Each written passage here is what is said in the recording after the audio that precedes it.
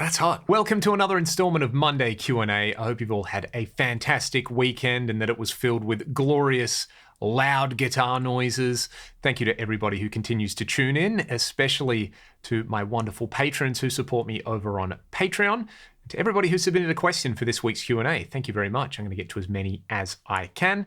As always, if there is a question you would like me to answer on next week's video or a topic you would like me to ramble on about, just let me know in the comments section below. If you want some free stuff, you want to join the Discord server, or even check out the music that I make, you can check the video description. Let's go with this week's questions. Seeing as I mentioned my Patreon in the little preamble, where can we get the backing tracks on my Patreon? I actually organized them all today. Thanks for this question. It's a great suggestion. I've added them all to one folder and I have put that folder up on the page. So if you're a patron, you should be able to visit that folder and get access to the backing tracks. I think there's at least 30, maybe closer to 40 in there at the moment. And I'm going to try to upload at least one or two a week or a fortnight, just so that there's some fun new content in there. I also posted some lessons this week. I did a video on my YouTube channel, which you're watching right now. By the way, you should subscribe, about the riff from the awesome Sabotage song, Hall of the Mountain King. I broke down the rest of the song over on my Patreon page, and I'm looking forward to doing some more of that stuff. There's also tab for ragdoll songs and a bunch of other exclusive content, including in-depth exclusive Q&As. So again, I really do appreciate everybody who takes the time to support me over there, and to everybody else who just watches the channel and, feeds the algorithm. You're all legends. Marshall announced a new amp this week, the ST20. It's essentially a 20-watt JTM 45. I watched the Studio Rats video on that, and like everything the Studio Rats do, it sounded pretty amazing. I actually really like the aesthetic on that one. I think I'll like that even more than the little SV20 and the SC20, the mini JCM 800. So it's cool to see them expanding the Studio line. I'm very curious to see what they're going to do going forward with that line now that they've been acquired by, I don't know if it's meant to be Z Sounds or Z Sounds or just Zounds. Like a lot of companies, this might be totally catastrophic and everything else they release might be kind of crap, or they might actually put out some cool stuff. Marshall's a heritage brand now, and I'm sure they make a lot more money out of putting their logo on things like Bluetooth speakers and fridges. But it is a good sign, I guess, to see that they've actually released a new amp. Whether that was planned before the acquisition or not, I'm not sure. But, we all want to see a small format, like 2-channel modded JCM 800. I've mentioned that loads and loads of times before. There's other people doing it. Marshall should do that. And, it would just make sense for a company with that kind of prestige to stop other people eating their lunch. Well, we're talking about gear. What year is my PRS DGT? I had to double check. It is a 2020 DGT, and it's pretty interesting in that it's got the moon. I always call them dots. I know they're meant to be like the waxing and waning moon on there. So it's got moons rather than birds. And, I love the PRS birds thing. I know some people find it super corny, but that's sort of their signature thing. Having said that, I think I like the moons a little bit better. It really suits the aesthetic of that guitar. I've got moons on my DGT as well. And for that kind of more vintage vibe that they have going on, I think it just looks cooler. I'd be happy with a PRS with no inlays on there, or a bajillion inlays on there, because the guitars always play and sound amazing. So that is a 2020 DGT. I think it's just Tobacco Sunburst or Tobacco Burst, whatever they call it, with the moons. Thanks for asking. Time for this week's spicy opinion. My favorite Ozzy Osbourne guitar player. Are we going to restrict this just to Ozzy's solo career, or do I get to include Black Sabbath in there? Because as much as I love Randy and Jake and Zach and the stuff Steve Vai wrote for Osmosis, and I know Joe Holmes is an amazing player, and I think Gus G is an amazing player as well. As soon as Tony Iommi enters the chat, everybody's going to kind of put their guitars down, because Tony is the metal god, and you wouldn't have any of those players without Tony. So let's maybe just exclude the GOAT from the conversation, but let's break this down. Let's think of the classic era. You got Randy, you got Jake, you got Zach. Randy's hard to go past, because without Randy, Ozzy wouldn't have had a viable solo career, and Randy wrote so many iconic riffs. Like, I can't even begin to imagine what it would have been like to be a teenager when Crazy Train came out, to hear that riff with that sound and then the guitar solo in it, Mr. Crowley, Sato, Diary of a Madman. I think Diary of a Madman is probably my all-around favorite Ozzy album. So there is a big vote for Randy right there.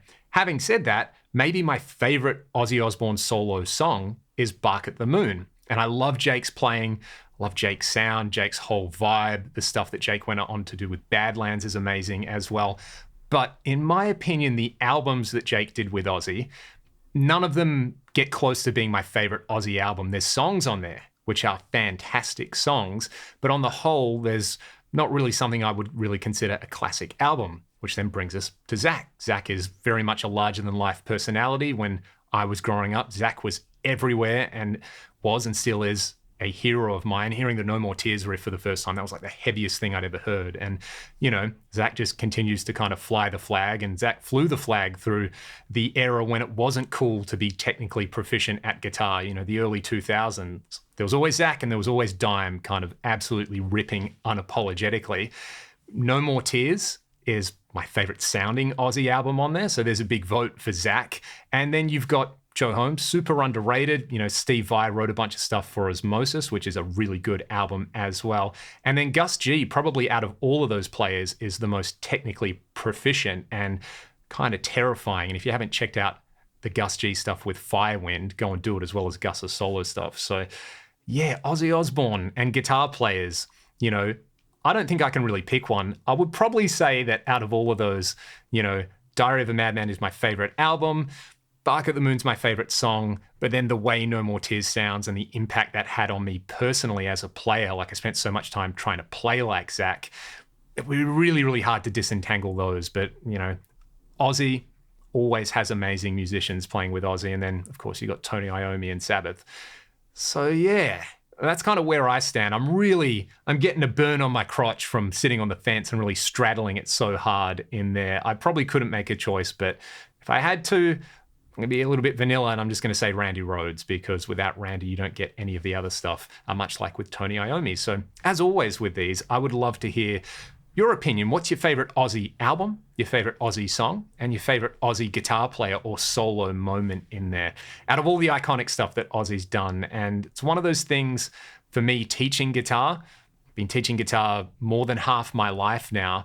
It never gets old introducing someone to Randy Rhoads or Jake or Zach and just saying, hey, you kind of like guitar music? Check this out.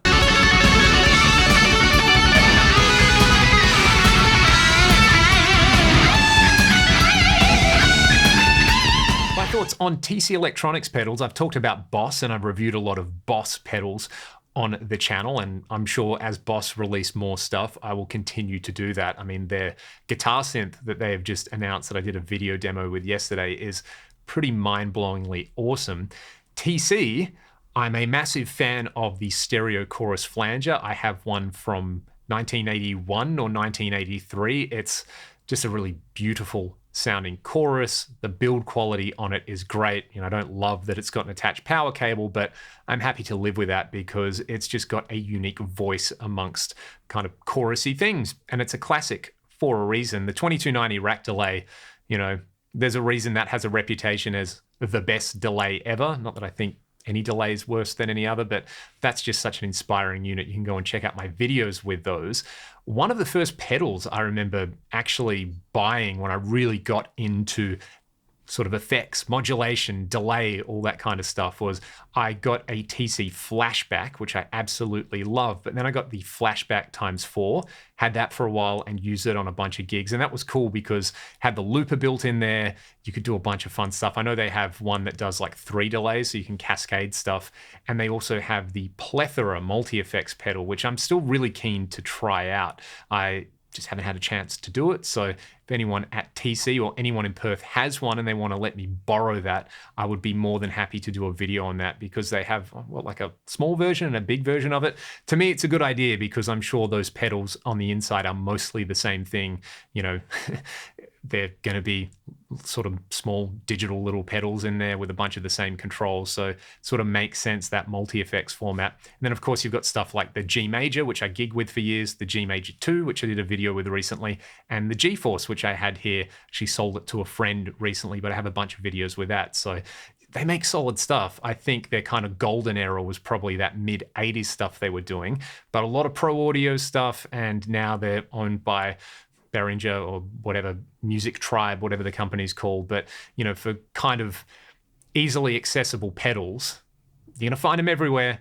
They sound pretty good. And from what I've heard, like the Flashback, the Hall of Fame, a bunch of other stuff, it's pretty solid stuff. So I should probably try and get a bunch of them and maybe do an overview of the pedal line. Or like I said, get a plethora and give it a go. There was some more cool gear released during the week. I already mentioned the new Marshall, the ST20. I already mentioned the Boss GM800, and I have a video with that one. Another thing that caught my eye, and clearly caught the eye of a few viewers, was the new Electro Harmonix Pico Pog, which looks pretty interesting. I kind of like the feature set on that. One of my favorite pedals ever is just the regular Pog, and I was really lucky to get my hands on a super beaten up one for a really, really good price. Actually, not the first, the second year we toured the US, I bought a Pog from Guitar Center and had it on my board, and it would be the thing that I would turn on, you know, during a breakdown or something like that, or, you know, you maybe have a riff after the chorus where you want a really weird sound, you turn the Pog on, you layer it with a swollen pickle for some fuzz, and it was just that thing that would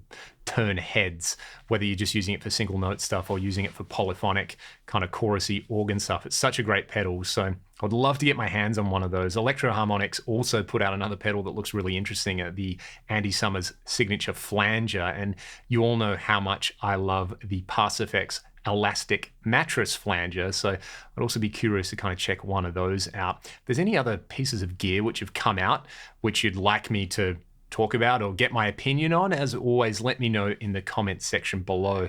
I love having my ear to the ground with these things because, you know, my job here is basically to play with cool toys and make guitar noises, and I'm so grateful that you all tune in and let me do that. So again, thank you for your support. Get your questions in the comments section below.